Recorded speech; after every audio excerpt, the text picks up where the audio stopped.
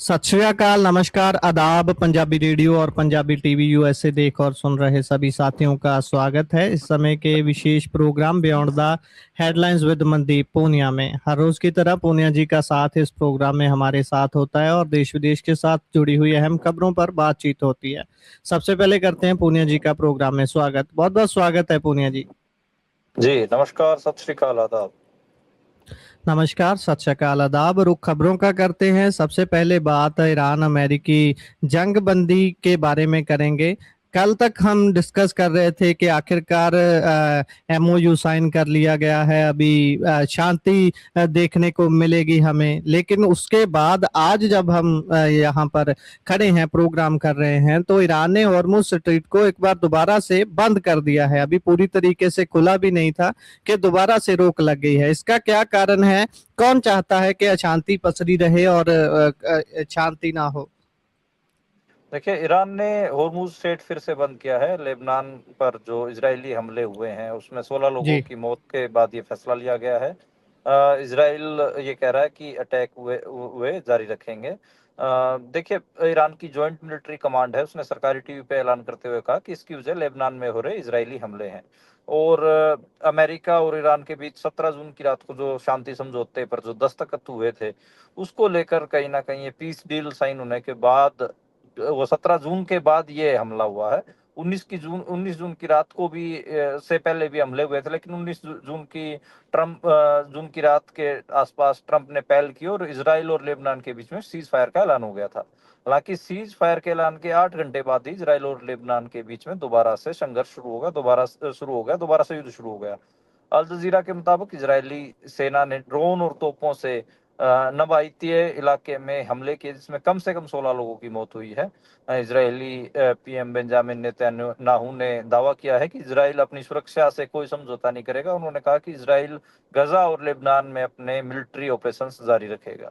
तो खैर, ये जो ईरान की और अमेरिका की जो वार्ता थी, कहीं ना कहीं आप कह सकते हो कि औपचारिक तौर पर टाल दी गई है। हालांकि ईरान के जो डिप्लोमेट्स वगैरह थे, जो नेता वगैरह थे, वो तो रवाना भी हो गए थे स्विट्जरलैंड में जो जो बातचीत होनी थी।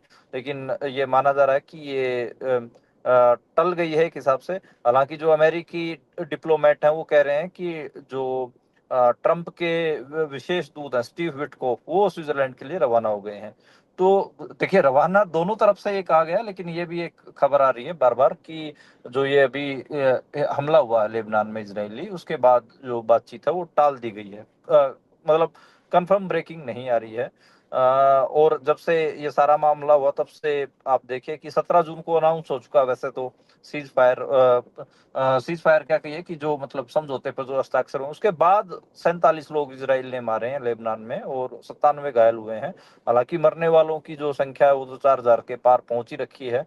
और मतलब जब ये समझौता 18 जून से आप देखेंगे, तो जब समझौता 17 जून को लागू हो गया, 18 जून को तो जो आवाजाही थी जहाजों की स्ट्रेट ऑफ हॉर्मुज से, वो बढ़ गई थी। मतलब कारोबारी जहाज निकलने शुरू हो गए थे।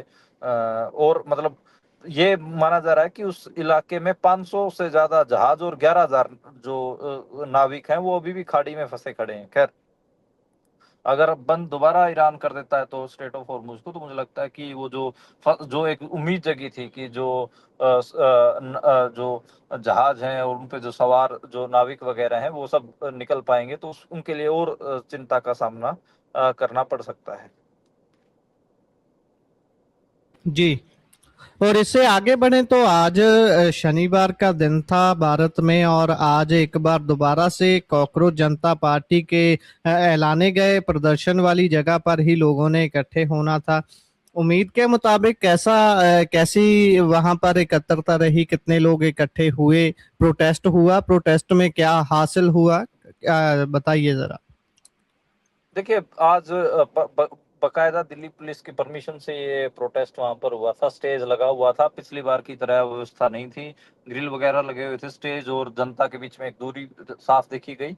उतने एक प्रोटेस्टर थे जितने पहली बार हुए थे। मतलब हमारे पत्रकार, मैं आंदोलनों को कवर करता हूँ, तो एक अनऑफिशियल लैंग्वेज चलती है। जैसे कि कोई लोग पूछते हैं कि आंदोलन में कितने लोग थे, तो मैं कई बार बोलता हूँ, जब बहुत ज्यादा होता है तो बोलता हूँ कि हाँ, अब की बार तो भाई कट ठाठा मार रहा था। और अगर जब मतलब जितने ज्यादा होने चाहिए उतने नहीं होते, तो उसको बोलते हैं मतलब जोगे। मतलब जितना कम, जितने से ये लगे कि आंदोलन भी है और कोई कुछ हल भी ना हो, मतलब जोगे लोग थे, यानी कि 800,000 के आसपास गिनती रही होगी। अब जो प्रोटेस्ट साइट है वो लगभग खाली होने लग गई है। दिल्ली पुलिस जो सीजेपी के जो कार्यकर्ता उनको कह रहे हैं कि आप यहाँ से चले जाइए। जंतर मंतर पर बिजली भी काट दी गई है। तो खैर देखते हैं कि आगे क्या होता है। समय सीमा खत्म हो चुकी है, लेकिन फिर भी तकरीबन 200-300 प्रदर्शनकारी हैं वहां मौजूद हैं। तो अभी आगे पता चलेगा कि क्या स्थिति बनती है। आज स्टेज के ऊपर जो नीट एग्जाम के कारण जिन लोगों ने सुसाइड किया, जिन स्टूडेंट्स है, उनके पोस्टर वगैरह भी लगे हुए थे। सोनम वांगचुक भी वहां पर पहुंचे, थाली वगैरह लेकर भी पहुंचे हुए थे। तो और जो कट था वो लेफ्ट का, बहुत मतलब लेफ्ट के जो स्टूडेंट यूनियंस हैं उन्होंने भी ठीक ठाक कट किया हुआ था। तो मतलब उस हिसाब से कि भाई कोकरोच जनता पार्टी ऑर्गेनिक जैन जीज उतरेंगे सड़कों पे, वैसा तो नहीं था। मतलब वही ऑर्गेनाइज लेफ्ट की तरफ से जो स्टूडेंट यूनियन है उनका कुछ कट था, कुछ जो जिनको आंदोलनकारी कहा जाता है ऐसे लोग कुछ शामिल थे। तो कुल मिला के मतलब जो के लोग इकट्ठा हो रखे थे, बहुत बड़ा इम्पैक्ट मेरे को लगता है कि नहीं पड़ा। जी। और इससे आगे बढ़े तो बात आज अयोध्या की करते हैं। सिट पहुंची और सिट ने पूछताछ की है, क्या आया इसमें सामने? हाँ, आज अयोध्या में जो एसआईटी है वो पहुंची थी और उन्होंने मंदिर में पूछताछ की। थोड़ा हैरान करने वाली खबर ये है कि कल तक तो हम सिर्फ रामशिलाएं गायब होने की खबरें कर रहे थे कि जो सोने की ईंटें थी भगवान राम के नाम की, वो गायब हुई हैं। आज चरण पादुकाएं भी गायब होने की खबर है। ये थोड़ा सा मतलब बहुत अलग लगा। चरण ये पादुकाएं, दिन प्रतिदिन सामान बढ़ता ही जा रहा है कि कहाँ तक ब्रेक लगेगी जाकर? ये मतलब इसका क्या हम बताएं। मेरे को भी समझ में नहीं आ रहा कि कितने बड़ी लूट राम के नाम पर हो रही है इस सरकार में। ये समझ से बाहर है। तो जो चरण पादुकाओं का मामला है, हालांकि आपको थोड़ा हैरानी ये भी होगी कि बहुत रिपोर्टिंग इसको लेकर हुई नहीं है। मतलब आज नेशनल मीडिया में बहुत खबर ये चलाई नहीं गई कि भाई चरण राम की चरण पादुकाएं भी गायब हैं। तो खैर ये सिट ने पूछताछ की है। पूछताछ में कुछ ऐसा स्पष्ट तौर पर मतलब किसी की तरफ से कोई कहा नहीं गया। नाम ले दिया गया। जब महंत से पूछा गया कि भाई चरण पादुकाएं भी कैसे गायब होगी, तो उन्होंने टीनू का नाम ले दिया, एक कर्मचारी का नाम ले दिया। तो ऐसे चीजें चल रही हैं। मतलब कभी ट्रस्टी अनिल मिश्र से पूछताछ हो रही है, कभी बैंक के मैनेजर से पूछताछ हो रही है जो ट्रस्ट का खाता मैनेज करता है। तो ऐसे सिर्फ पूछताछें हो रही हैं, लेकिन मतलब स्पष्ट तौर पर किसी को मतलब उस स्थिति में नहीं मामला पड़ रहा जिसके जो बड़े मगरमच्छ हैं उनको पकड़ा जा सके, ऐसी स्थिति नहीं दिख रही है। ये बहुत भयानक खबर थी चरण पादुकाओं वाली। आपको थोड़ा हैरानी और मैं बताऊं, ये खबर ना दैनिक भास्कर वगैरह और हिंदी के कई प्लेटफॉर्म्स ने ब्रेक कर दी थी। बाद में ये खबर ड्रॉप करवा दी गई। ड्रॉप करना पत्रकारिता की भाषा में ड्रॉप करना एक उसको कहा जाता है जब स्टोरी को किल कर दिया जाता है, हटा दिया जाता है। तो चरण पादुकाओं वाली जो स्टोरी है वो हटा दी गई बहुत सारे बड़े बड़े पोर्टल्स की तरफ से। तो काफी काफी इसका लेकर विवाद हो रहा है। जो राम के जो खड़ाऊ थे चरण पादुकाएं, मतलब आप लोगों को थोड़ा अगर मैं आसान भाषा में बताऊं तो राम भगवान के जो खड़ाऊ थे, क्योंकि जो अभी जो युग चल रहा है मतलब वो तो चलो वो सतयुग था। सतयुग के बाद ये कहा गया था कि भाई जो राम राज है वो पादुकाओं जो राम के खड़ाऊ थे उनसे राम का राज होगा। तो वही चोरी कर ली गई। मतलब जब ये कह रहे थे कि हम तो राम राज लेके आएंगे, तो राम राज में जो जिसको सबसे सर्वोच्च माना जाना था राम भगवान की पादुकाएं, चरण पादुकाएं यानी कि खड़ाऊ उनके जो चप्पलें थी, वही खड़ाऊ ही गायब कर दिए गए हैं। तो ये बहुत बड़ी खबर रही। तो हाँ, इसमें देखते हैं कि आगे क्या रहता है। महंत पुजारी और पता नहीं कितने लोग शक के घेरे में हैं, लेकिन अभी तक चीजें नहीं हो रही। नकदी, सोने, चांदी, हीरे जवाहरात, अनगिनत जी। ऐसी चीजें हैं जो वहां से गायब हुई हैं। सोने की जी। ईंटों तक मामला नहीं रुका। ये तो स्पष्ट तौर पर जिस चीज से रामराज का जो सबसे सांकेतिक सबसे बड़ी जो चीज थी वही गायब कर दी है। तो राम के नाम पर काफी बड़ी लूट अपन कह सकते हैं कि हुई है इस सरकार में। लेकिन आपको पता है कि ये मास्टर है सरकार। इसको इसको भी कुछ ना कुछ ऐसे घुमा फिरा के मास्टर स्ट्रोक साबित कर देंगे गोदी मीडिया वाले और जो सरकारी मीडिया वाले, और लोग इन सबको भूल ही जाएंगे। और 27 में देखना जब क्या स्थिति बनेगी। हालांकि लोगों ने 2024 में क्योंकि अयोध्या के लोकल लोगों को तो पता ही था कि क्या हुआ है वहां पर, क्या नहीं हुआ है। बहुत थोड़े की बहुत सस्ती जमीनें भी महंगी महंगी खरीदी गई और उसमें जमीन खरीदने तक में पैसे खाए गए। तो उस टाइम पे भी अपन लोगों ने देखा ही कि 2024 का लोकसभा चुनाव हुआ तो अयोध्या से बीजेपी का कैंडिडेट हार गया और समाजवादी पार्टी ने वहां से जीत दर्ज की थी। तो खैर देखते हैं कि लोग 2027 के विधानसभा चुनाव में क्या स्थिति वहां पर बनाते हैं। जी, इससे आगे बढ़ें तो यूपी की बात करते हैं। शामली में लव जिहाद के रूप में महिला की गिरफ्तारी के बाद मुस्लिम समुदाय में खासी खामोशी छाई हुई है। देखिए ये बड़ा अजीब है। एक आयुष मलिक नाम का एक लड़का था, उसने एक मुस्लिम लड़की से शादी की। शादी शादी करने के बाद वो उसने कहा कि मैंने इस्लाम धर्म कबूल कर लिया है। इस पूरे मामले में गिरफ्तारी किसकी हुई? जबरन धर्मांतरण का आरोप लगा के पुलिस ने उस मुस्लिम महिला की और उसके पिता की गिरफ्तारी कर ली। तो क्या धार्मिक स्वतंत्रता के अधिकार को लेकर ये गहरे अंतर्विरोध और दोहरे मानक आपको नहीं दिखते हैं? मतलब आप किसी मुस्लिम जो लड़की है वो अगर किसी हिंदू के ब्याह जाए और वो हिंदू धर्म अपना ले तो कोई दिक्कत नहीं है। एक मुस्लिम लड़के ने मुस्लिम लड़की से एक हिंदू लड़के ने मुस्लिम लड़की से ब्याह कर लिया और उसने मुस्लिम धर्म अपना लिया, तो आप उसकी वाइफ को ही गिरफ्तार कर ले रहे हो, किसने इसका धर्म बदल दिया, धर्मांतरण हो गया, धर्म चेंज हो गया। तो खैर ये बड़ा मामला है। और जो ये लड़का था 27 साल का आयुष मलिक, इसने कैमरों के आगे आके भी स्पष्ट तौर पे कहा कि मैंने जबरन इस्लाम नहीं कबूल किया है, मैंने अपने मन मर्जी से इस्लाम कबूल किया है। फिर भी इस बात को जो वहाँ की प्रशासन है उसने अनदेखा किया है। 12 जून को एक हिंदू महापंचायत बुलाई गई और उसके बाद प्रशासन को मजबूर किया गया उसकी गिरफ्तारी के लिए। खैर जो वो लड़की है उसको गिरफ्तार कर लिया गया है। तो अब यही सवाल है कि मतलब उसके जो पत्नी है और जो उसके ससुर हैं उनकी गिरफ्तारी को लेकर आप कैसे देखेंगे? तो वहां पर जो मुस्लिम समुदाय है वो तो कोई रिएक्ट ही नहीं करा, उसने बिल्कुल चुप्पी साध ली है। और वहां पर जो ये बीजेपी वाले हैं वो पूरा हल्ला काटे हुए हैं कि देखो धर्मांतरण करवा रहे हैं। मुझे बड़ा अजीब लग रहा है कि किसी को किसी से प्रेम है और किसी और कोई कोई भी धर्म अपना सकता है। Right to freedom of practicing religion India के कॉन्स्टिट्यूशन में दिया हुआ है। फिर भी मतलब ये इन्होंने कॉन्स्टिट्यूशन वॉन्स्टिट्यूशन कुछ मानना नहीं है। इनको सिर्फ जो मुसलमान दिख जाए बस उसी को लेकर ही ये इन्होंने हल्ला काट देना है। मतलब बड़ी दुखद है उस लड़की की गिरफ्तारी। उस बेचारी कोई गलती भी नहीं है फिर भी उसको खैर गिरफ्तार किया गया है। यही आज की इस हुकूमत की सच्चाई है कि इसमें धर्म देखकर मतलब कहीं ना कहीं माइनॉरिटी के जो लोग हैं उनको ही मतलब कहीं ना कहीं दोषी बनाकर जेल में डाल दिया जाता है। और इससे अगर हम आगे बढ़ें तो उधर संघ से जुड़ी हुई कई संस्थाओं के दबाव के बाद कई विश्वविद्यालय हैं जो वो इंडिया की जगह अब भारत शब्द का इस्तेमाल करना शुरू कर चुके हैं, लिखा भी भारत ही जा रहा है। देखिए आरएसएस की एक संस्था है, शिक्षा संस्कृति उत्थान न्यास। इसमें इसका जो प्रोजेक्ट है इसका आरएसएस का ये प्रोजेक्ट ये है कि इसके इस संस्था के थ्रू वो जितनी भी यूनिवर्सिटीज हैं उनमें हिंदुत्व की जो पॉलिटिक्स है वो थोपना चाहते हैं। इसमें डिग्री मार और इन्होंने एक एजेंडा लिया था कि भाई जो आपकी यूनिवर्सिटी की मार्कशीट होती है या फिर जो ऑफिशियल लेटर होते हैं, निमंत्रण पत्र होते हैं, साइन बोर्ड वगैरह होते हैं, उनमें इंडिया शब्द को हटाओ और भारत लिखना शुरू करो। उसका इस इसने इसमें एक इस कमेटी के एक सदस्य हैं इसकी संस्था के एमएल गुप्ता। उन्होंने एक किताब भी लिखी हुई है, इंडिया नहीं भारत। और जो ये पूरी संस्था है ये क्या कर रही है, ये यूनिवर्सिटियों को टारगेट कर रही है, सेंट्रल यूनिवर्सिटियों को, और मतलब वाइस चांसलर वगैरह को बुला के उनको धमका रही है। और जबरदस्ती ये काम किया जा रहा है। अब देखिए सवाल तो ये है कि क्या आरएसएस रजिस्टर्ड संस्था है या कोई सरकारी संस्था है? ऐसा भी नहीं है।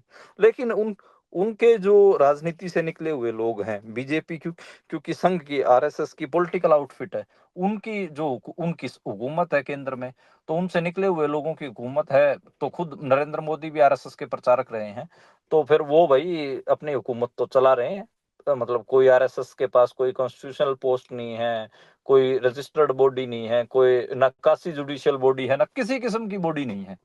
फिर भी वहाँ उनसे उनकी जो संस्थाएं हैं, उनके जो लोग हैं, वो मतलब वाइस चांसलर जैसे ओहदों पे बैठे लोगों को बुला बुला के ऐसी ऐसी चीजें थोप रहे हैं। मैं तो देख रहा हूँ कि बहुत सारी यूनिवर्सिटियों में, जिन यूनिवर्सिटियों में अक्सर मैं जाता रहता हूँ, कई कई जगह में मैं पढ़ाने भी जाता हूँ, कई जगह पे स्टूडेंट इंटरेक्शन के लिए बुलाते हैं, उन सब में मैं देखता हूँ कि बहुत ज्यादा ऐसे विवेकानंद के प्रोग्राम शुरू हो गए हैं। संघ की शाखाएं यूनिवर्सिटी कैंपसेज में लगनी शुरू हो गई हैं, आरएसएस की जेएनयू में लग रही हैं, दिल्ली यूनिवर्सिटी में, पंजाब यूनिवर्सिटी। आपको थोड़ा हैरानी होगी, चंडीगढ़ की पंजाब यूनिवर्सिटी जो है, चंडीगढ़ जी। में जो पंजाब यूनिवर्सिटी है, इसमें भी अब आरएसएस की शाखाएं लगती हैं परेड ग्राउंड में। तो लो, बहुत बुरा हाल, पंजाब में बहुत सारी यूनिवर्सिटियों को मैं जानता हूँ जहाँ पर हमने देखा था अमृतसर में जो गुरु नानक देव यूनिवर्सिटी के चांसलर हैं, उनकी वीडियो आई थी, वो सामने खड़े हुए थे हम्म, आरएसएस प्रचारक के, जिसमें वो बता रहे थे अपनी उपलब्धियां, यूनिवर्सिटी की उपलब्धियां। उसके बाद उनको तलब भी किया गया था अकाल तख्त साहिब की तरफ से कि आप गुरसिख होकर ये कर रहे हो, तो बहुत सारा विवाद हुआ था उस बात पे। हाँ, तो ये बस हो रहा है। और आरएसएस कहीं ना कहीं जो जिस इसी को कहते हैं कि देखिए, बहुत हमारे दोस्त कई बार बहुत ऐसे हल्ला करते हैं जो लोग इस हुकूमत के खिलाफ हैं कि देखिए ईवीएम हैक करके ये सरकार बना रहे हैं। मैं उनको कहता हूँ कि नो डाउट चुनाव आयोग फेयर नहीं है, उसमें खामियां हैं, ये ईवीएम वगैरह ये सब कुछ कर रहे होंगे, लेकिन ये सबसे बड़ा जो हैकिंग जो कर रहे हैं वो दिमाग हैक कर रहे हैं। इसलिए एजुकेशनल बॉडीज, खासकर हायर एजुकेशनल बॉडीज, जहाँ से नैरेटिव और ये सारी चीजें, हिस्ट्री कंसेंट पढ़ा, चोरी कर रहे हैं। बिल्कुल बिल्कुल, तो ये कहीं ना कहीं दिमाग दिमाग हैक कर रहे हैं लोगों का। और उसके लिए ही ये मेरे को लगता है कि जो यूनिवर्सिटीज के अंदर घुस रहे हैं, और यूनिवर्सिटीज में वाइस चांसलर हों या फिर एडमिनिस्ट्रेटिव बॉडीज हों, उनको इस किस्म की डायरेक्शन दे रहे हैं जो कि हिंदुत्व की पॉलिटिक्स से अलाय करती हूँ। बिल्कुल, और क्योंकि यही एक तरीका होता है ना, जब किसी ने इतिहास उठा के देखना होता है तो वो किताबों की ओर जाता है। जब आज से 50-100 साल बाद कोई किताब उठाएगा उस यूनिवर्सिटी की, उस कॉलेज की, उसकी क्रेडिबिलिटी को देखते हुए, तो उसमें भारत पाएगा, तो फिर वो भारत ही समझेगा इंडिया। तो और भारत शब्द के पीछे जो इनकी आइडियोलॉजी है सारी, वो छिपी हुई है। खैर, इससे आगे बढ़े तो बात वेस्ट बंगाल कोलकाता की करते हैं, जिस रोड पर लोगों को चंद समय के लिए ईद तक पढ़ने की, नमाज तक अदा करने की रोक लगाई गई थी कि भाई ये रोड नहीं बंद कर सकते। वो रोड योग दिवस कार्यक्रम के लिए हफ्ते भर तक बंद रहा है। देखिए ये बड़ा आप कह सकते हो कि दोहरा रवैया है, कि आप चंद समय के लिए, ईद की नमाज के लिए लोगों के पास अगर जगह नहीं है, तो वो अगर सड़क के किनारे कोई नमाज वगैरह अदा भी कर रहे हो तो उसको आप इशू बना देते हैं। आपने रोक लगाई कि एक सिर्फ 1-2 घंटे का मामला होता है। और इसी साल की बात है जब ईद की नमाज के लिए जब ये कहा गया कि इस रोड के ऊपर क्योंकि लोगों को असुविधा होती है, ठीक है, तो आप नमाज नहीं पढ़ सकते रोड वगैरह पे। अब देखिए कि सत्ता में बीजेपी है बंगाल में। उन्होंने क्या किया, पूरे सप्ताह, 21 जून को यानी कि कल योग दिवस है, पूरे एक सप्ताह तक उसी रोड को बंद कर रखा और वहां पे योग वगैरह ये सब करवा रहे हैं। तो खैर यही है फर्क। हालांकि योग में ये नहीं कह रहा कि किसी एक धर्म से रिलेटेड है, पर मैं एक एक आपको दोहरा रवैया बता रहा हूँ कि मतलब आप एक एक प्रोग्राम के लिए तो एक हफ्ते तक रोड बंद रखते हैं। और अगर कोई किसी का रिलीजियस कुछ मैटर है, खासकर माइनॉरिटीज का, अगर उनके पास उस किस्म का इंफ्रास्ट्रक्चर नहीं है, अगर वो 1-2 घंटे के लिए नमाज भी अदा करना चाहते हैं, तो उनके लिए आप प्रोग्राम नहीं होने देते। देखिए ये ना मैंने इंडियन सोसाइटी में बहुत नजदीक से देखा है।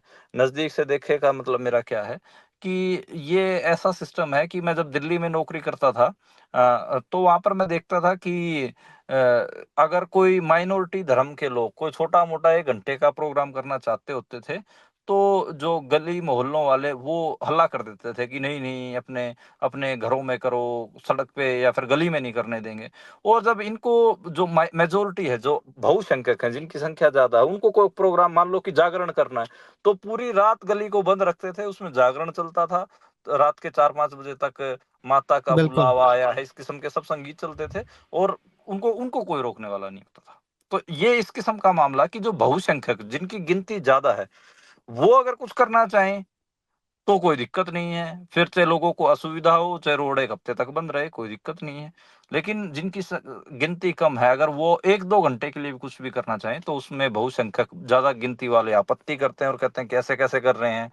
तो इसी को कहते हैं बहुसंख्यकवाद, मेजोरिटेरिज्म। तो ये मेजोरिटेरिज्म है, जहां पर जिनकी गिनती ज्यादा उनकी चलती है, जो कम गिनती के उनको सेकेंडरी सिटीजन बनने पर मजबूर कर दिया जाता है। जी बिल्कुल। इससे आगे बढ़े तो बात महाराष्ट्र की करते हैं, जहां पर एक स्कूली समारोह के अंदर पाकिस्तानी गीत बजाने के आरोप में प्रिंसिपल समेत 3 लोगों के ऊपर केस दर्ज कर दिया गया है। केस कौन सी धाराएं लगाकर किया गया होगा गीत गीत बजाना कैसे एक क्राइम है? वैसे मैं आपको बताऊं बात, जो गाना है वो पाकिस्तानी गाना भी नहीं है, वो जी। तुर्की का एक टीवी कार्यक्रम आता है, एर्तुगरुल गाजी। ठीक है, वो मतलब आपको पता ही है, काफी फेमस वहाँ की टीवी सीरीज है, और उसी का एक गाना है। उस ऐतिहासिक ऐतिहासिक टीवी सीरीज बिल, है वो, उसको तोड़ बिल्कुल। मरोड़ के बहुत पेश किया जाता है कि ये मुसलमानों का पक्ष है, इसमें पक्ष दिखाया गया है। तो अब आप देखिए कि एर्तुगरुल गुरुल गाजी का एक गाना चलाने के ऊपर ये मामला दर्ज कर दिया है, एक स्कूल के प्रिंसिपल और 2 मास्टरों के खिलाफ। और मतलब आप सोचिए कि ये स्थिति क्या है। इसमें इसको मैं यही कहूंगा कि जब आप मतलब इस बात से देखते हैं कि भाई दूसरे मुल्क के जो पड़ोसी मुल्क है, उसका गाना तक बजाने के ऊपर आपके ऊपर एफआईआर। मैं तो ये कह रहा हूँ कि ये तुर्की का गाना ना भी होता, तुर्की के एक टीवी सीरियल का गाना ना भी होता, ये मैं कह रहा हूँ कि पाकिस्तान के ही किसी सिंगर का गाना होता, तब क्या ये कोई गुनाह है बजाना भारत में? मतलब फिर आप नुसरत फतेह अली खान को क्यों सुनते हो भाई? आपकी बॉलीवुड की फिल्मों में तो गाने हैं। मैं आपको 10 गाने बता सकता हूँ नुसरत फतेह अली खान के। मतलब मैं कितने ही पंजाबी जो सिंगर हैं पाकिस्तान के, जिनकी बहुत माशाल्लाह आवाज बहुत बढ़िया है, उसको मैं खूब सुनते देखता हूँ, उसके ऊपर हम नाचते भी हैं, ब्याह शादियों में नाचते हैं। मतलब अ, मेरा फेवरेट गाना अबरार उल हक का रहा है, पाकिस्तानी सिंगर है, जट चढ़िया कचहरी, उस गाने पे खूब डांस किया है। तो मतलब फिर तो भाई हमारे ऊपर भी केस दर्ज कर देना चाहिए, क्योंकि ये दो जो शिक्षक हैं जिनके ऊपर केस दर्ज किया गया है, दोनों मुसलमान हैं। ठीक है। अब तो ये एक मामला है। वैसे तो इंडियन कॉन्स्टिट्यूशन में आपको बताऊं, जो आर्टिकल 19(2) है, उसका जो सेकंड पार्ट है, उसमें ये लिखा गया है कि आप अपने जो पड़ोसी मुल्क हैं उसके खिलाफ भी जहर नहीं उगल सकते। ठीक है। तो हो, और यहाँ तो जहर उगलो छोड़ो, कॉन्स्टिट्यूशन को तो इन्होंने क्या बोलते हैं, लात ही मार रखी है एक हिसाब से। और ये केस दर्ज करने तक जा रहे, देखिए पाकिस्तानी गाना गा दिया, ये कर दिया, वो कर दिया। तो बड़ा अजीब है। ये स्थिति है कि दूसरे मुल्क के गायकों का गाना हम सुन भी नहीं सकते, सुनेंगे या गाएंगे या चला देंगे कहीं पे, तो शायद केस हो सकता है। ये बड़ा बड़ा अजीब मामला है। बिल्कुल बिल्कुल।